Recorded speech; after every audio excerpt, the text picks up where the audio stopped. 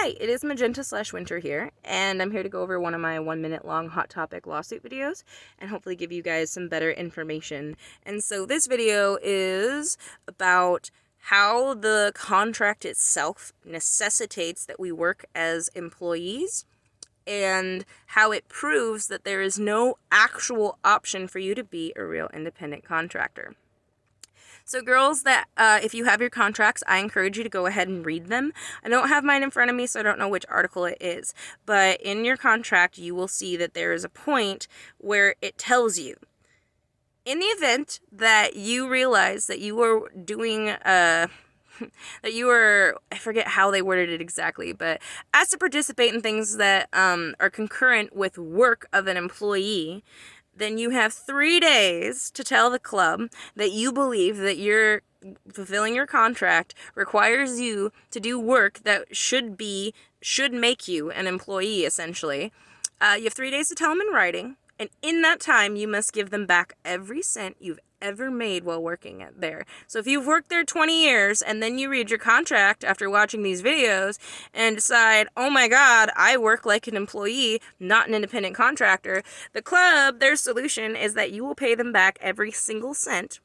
You have 3 days to tell them, and then you pay them every single cent that you've ever made there and tell them how many hours you believe you've worked in your entire career. And out of the money you just paid them, they will give you minimum wage for the time that you spent working, and then you will be changed to an employee position, and that is an at-will position, and you will be fired.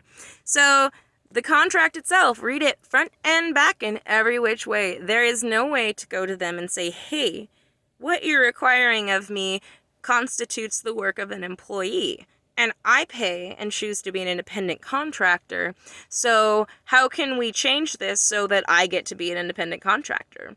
Look, it's not in the contract. There is no way to realize the scam that you are working as an employee and then change something so that you're actually able to enforce your independent contractor rights and continue working as an independent contractor.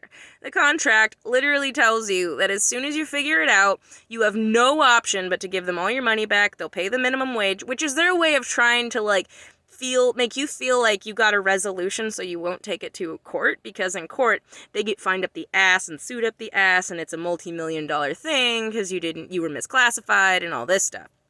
So instead, they give you this little alternate way to settle out, and you get minimum wage for every time you've ever worked there, and that's it. Then you're fired. There's no option to say, hey, I'm working here 20 years, and I want to continue to work here as an independent contractor. I just don't want to do these 5 things in my contract or more that are actually work an employee would do. There's none. Once you figure out the scam, you have no choice but to give them your money back and become an employee, and they will fire you. There is no option in your contract. I encourage you to read it every which way. You will not find a single option in which you can say, hey, this contract is actually requiring me to work, and I would like to not work and simply rent a space like we agreed on so that I can be a small business owner, as my independent contractor position is, and run my business how I want. So anyway, I encourage you to go to L&I and look at the rights of an independent contractor and all the ways that a company can hire you and then require you to do things that can be subtle, like wearing a logo on your shirt. But just by requiring that, you're now no longer an independent contractor.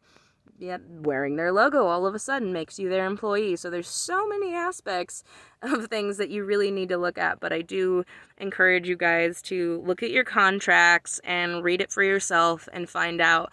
In there, it tells you it takes away your option to go to a judge so that they could, sue them for millions for misclassification. And it says that you have to become an employee and they'll fire you and you have to give all your money back. So look at that contract and think about that for a while, and I hope that helps you answer some questions as to whether this is really happening. Are you really being misclassified? Does the contract really prove anything? And if the word of the $900 lawyer isn't enough, and I know he hasn't shown face yet, but we're still really early on, and so very soon there will be a lot more coming that's not just from me, and there will be a lot of action taking place on this case. It's the holidays, there's been COVID, it's been a lot going on, and I haven't pushed for anything because because the longer it takes us for this aspect, the more girls that can get involved. The more girls that can get involved, the more money we're going to get for the 30,000 girls that won't find out about this before it's too late to join.